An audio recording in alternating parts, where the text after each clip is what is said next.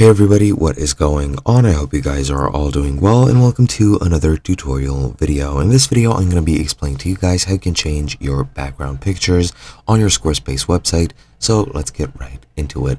Now, background pictures are a feature of Squarespace's sections, which you can easily gain access to by clicking edit on whichever page you want to make the edits on. So let me just demonstrate really quickly how that is done. Now, as you can see, currently I'm on my main page, and I'm going to go over and switch over to my work portfolio page, which is just a completely blank page with a completely blank section, which I will be changing and showing you guys how you can add a background photo. Now, what you can do is click on edit, and as you can see, you can add another section if you want to. If you desire to have a new section which is completely empty, just click on that and add a blank one.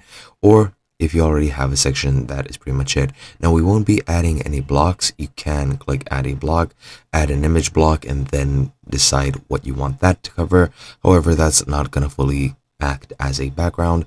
And to edit the background image, what you need to do is go over, while hovering over the section, go into the edit section menu, and here you can click on background.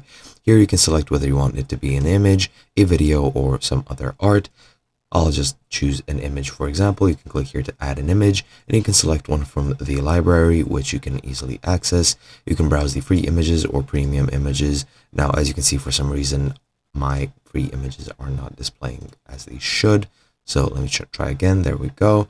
And let's say, for example, I choose this picture as the background. I'll just add it right here, and in a couple of seconds, it should load up.